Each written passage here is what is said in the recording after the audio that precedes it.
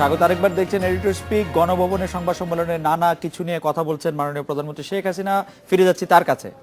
আমরা যখন লাঞ্চ করেছি একসাথে, শুধু হেড অফ দ্য গভর্নমেন্ট বা হেড অফ দ্য স্টেট তারাই ছিল, কাজে এখানে কথা বলার কিন্তু আর অনেকের সাথে সুযোগ হয়েছে।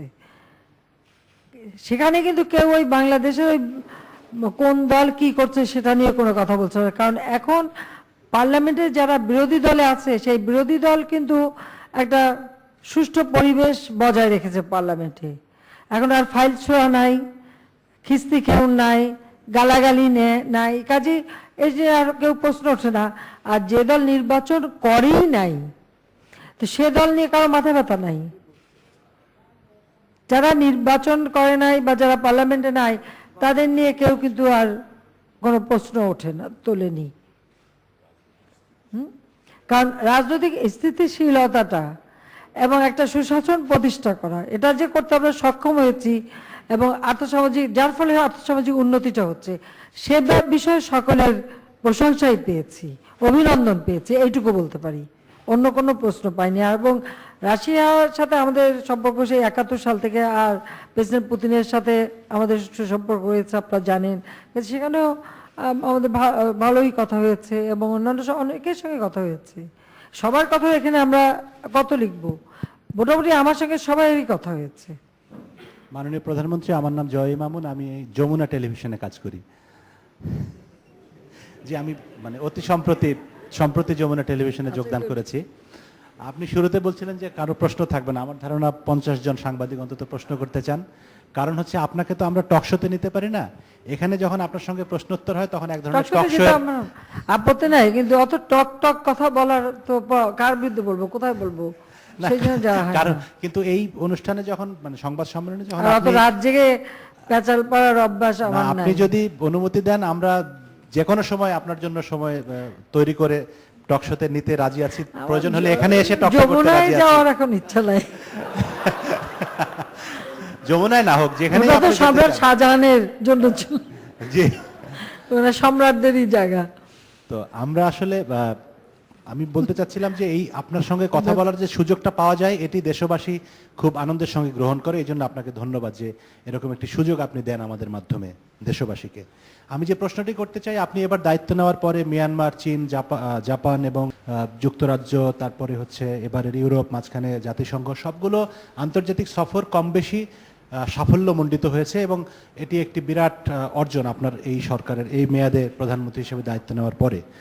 আপনি আগামী পরশুদিন যাচ্ছেন মধ্যপ্রাচ্যে সংযুক্ত আরব আমিরাত, যেটি বাংলাদেশের জন্য খুবই গুরুত্বপূর্ণ একটি বিষয়। কারণ আপনি একটু আগে বলছিলেন যে 1 কোটি লোক বাইরে থাকে এবং তাদের টাকায় মূলত আমাদের অর্থনীতির একটি বড় অংশ সচল থাকে। তা আমরা জানি দীর্ঘদিন ধরে মধ্যপ্রাচ্যে নানা রকম সমস্যা। আপনি এই যে পরশুদিন যাচ্ছেন, কি সম্ভাবনা নিয়ে যাচ্ছেন আপনি, এটি একটু আপনার কাছে জানতে চাই। ধন্যবাদ। আমি তো জানি একটু আগাম কথা কম বলি, যাওয়ার পরে রেজাল্ট দেখবেন, এটুকু বলতে পারি। তবে হ্যাঁ, আমরা সকলের সাথে বন্ধুত্বপূর্ণ একটা সম্পর্ক বজায় রাখি এবং সেই বন্ধুত্বপূর্ণ সম্পর্ক নিশ্চয়ই আরও সুদৃঢ় হবে। সেটাই হচ্ছে সব থেকে বড় অর্জন, সেটাই পাবেন। আমার নাম নাদিম কাদের। আমার প্রথমে আপনাকে অনেক অভিনন্দন, আসলে জমে গেছে। কিন্তু আরেকটা অভিনন্দন হচ্ছে আপনি অনেক টেলিভিশন এবং পত্রিকার জন্য যে পারমিশন দিচ্ছেন এবং প্রথমে যে এই ধারাটা শুরু করেছে সেজন্য আসলে আমার সাংবাদিক আমরা সবাই অনেক কৃতজ্ঞ আপনার কাছে। তো আমরা আশা করব যে আমাদের freedom of expression, freedom of press যেটা আছে সেটা সবসময় আপনি খেয়াল রাখবেন এবং যেমন করে খেয়াল রেখেছেন। তবে একটা অনুরোধ আছে এই প্রশ্ন যাওয়ার আগে, যে এই টেলিভিশন এবং মিডিয়া কিনে একটা ছোট লেখা লিখেছি আমি, আগামীকাল ঢাকা ট্রিবিউনে প্রকাশ হবে। আপনি একটু পড়লে আমি বুঝতে পারবেন যে এগুলোর পিছনে আরও অনেক ইতিহাস আছে যেগুলো হয়তো আপনার জানা দরকার, সেই জন্যই হয়তো লেখাটা। আর আমার প্রশ্ন হচ্ছে যে আপনি বলেছেন যে জঙ্গিবাদ মুক্ত ব্যাপারে, কদিন আগে পশ্চিমবঙ্গে বম এক্সপ্লোশন হয়েছে, এই ব্যাপারে একটা ঘটনা ঘটেছে এবং এইটাকে বেসিস করে অপোজিশন পার্টিগুলো তারা বেশ সরগরম একটা করার চেষ্টা করছে এবং বলছে যে আপনি তাদেরকে ইয়ে করছে। আমার প্রশ্ন হলো যে আপনি তো করেননি, আপনি সন্ত্রাসবাদ পৃথিবী রেকগনাইজ করেছে আপনাকে, কিন্তু এখন যে ছোটোখাটো ঘটনাগুলো দেখা যাচ্ছে এই ব্যাপারে আপনার সরকার কী কী পদক্ষেপ নিচ্ছে এবং দেশবাসীকে এবং যারা বহির্বিশ্ব থেকে ইনভেস্টমেন্ট করতে আসবে তাদেরকে কিভাবে আপনি আশ্রিত করবেন? Thank you. জঙ্গিবাদ বা সন্ত্রাস সেটা শুধু বাংলাদেশে তো না, এখন বিশ্বব্যাপী এটা একটা সমস্যা। সে উন্নত বিশ্ব যেখানে হোক এটা হচ্ছে। বরং বাংলাদেশ এক্ষেত্রে অনেক সফলতা অর্জন করেছে। যে বাংলাদেশ আপনারা যদি সেই 2001, 2, 3, 4, 5, 6 পর্যন্ত এই কয়টা বছরের দিকে একটু তাকান, তখন দেখবেন যে সেখানে জঙ্গিবাদটা কি পর্যায়ে ছিল। একেবারে সরকারি মদদে রীতিমতো প্রকাশ্য দিবালোকে এই সন্ত্রাসী জঙ্গিবাদ সৃষ্টি এবং তারা ঘুরে বেড়িয়েছে। একই দিনে 500 জায়গায় বোমা, এই 500 জায়গায় বোমা হামলা হওয়া, এটা যদি সরকার তদানীন্তন সরকার যেভাবে এই জঙ্গিবাদকে তারা মানে সুরক্ষা দিয়েছে এবং অ্যাকচুয়ালি তারাই তো করিয়েছে এগুলি, বিএনপি জামাত এক হয়ে এই সমস্ত জঙ্গিবাদ সন্ত্রাসী কর্মকাণ্ড করেছে। ওই যে চট্টগ্রামে 10টা অস্ত্র তো ধরাই পড়ল, বগুড়া আপনাদের মনে আছে, সেখানে মানে অ্যামুনিশন ধরা পড়ল। তো এরকম অনবরত এই ধরনের ঘটনা ঘটেছে। আমরা সেখান থেকে দেশকে ফিরিয়ে আনতে চাচ্ছি।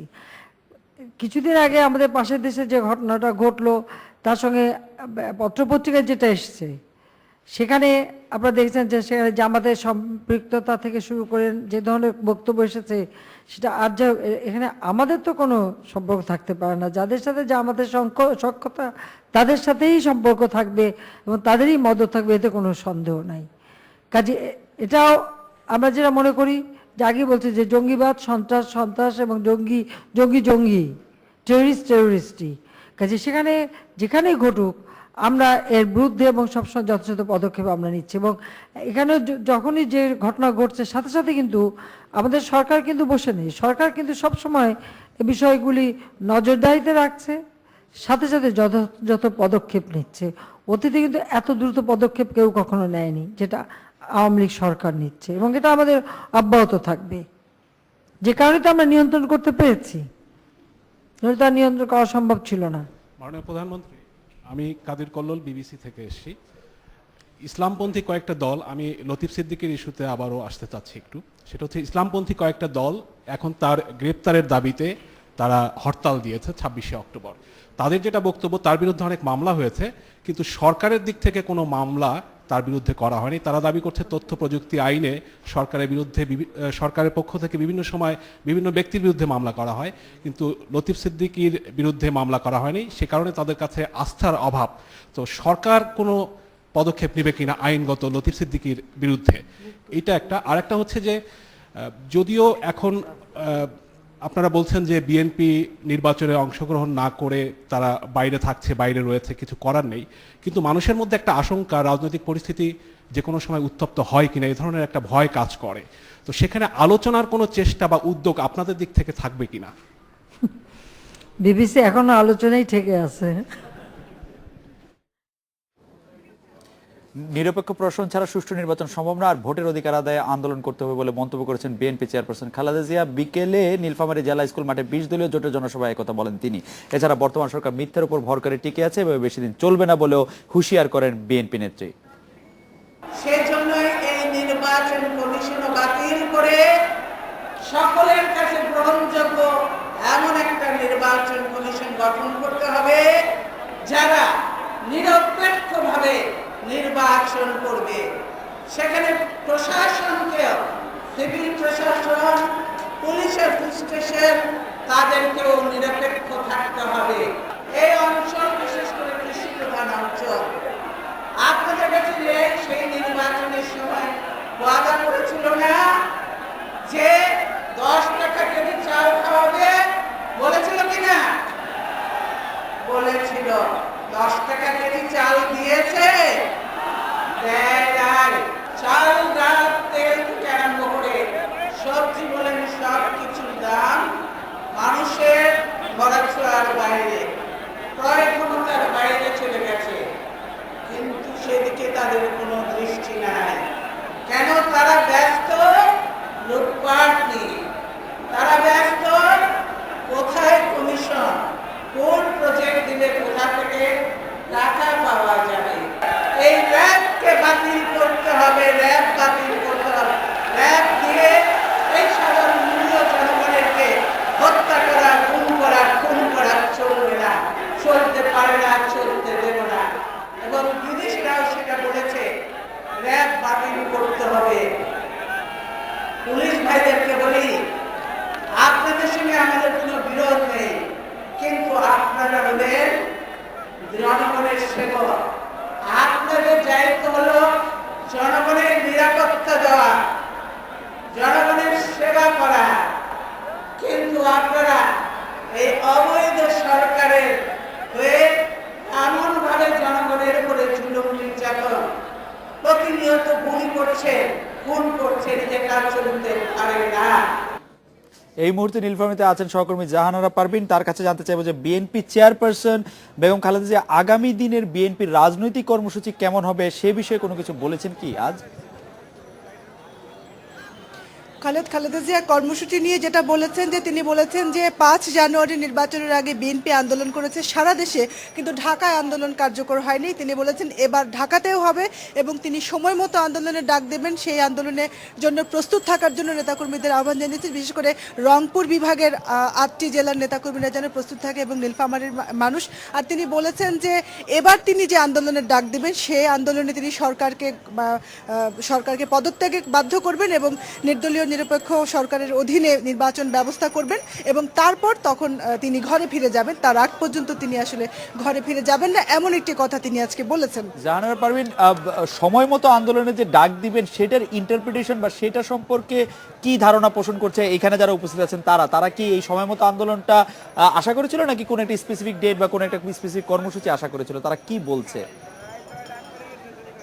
আসলে খালেদ, এখানে যারা উপস্থিত হয়েছেন তাদের অনেকের সঙ্গে আমার কথা হয়েছে। আসলে এটা নিয়ে বিএনপির পক্ষ থেকেও স্পষ্ট কিছু বলা হয়নি এবং এখানে যারা এসেছেন তারাও স্পষ্ট না, কারণ এখনো দলের পক্ষ থেকে বারবার বলা হচ্ছে টাইম ফ্রেম বা সময়সীমা বেঁধে কোনো আন্দোলন হয় না।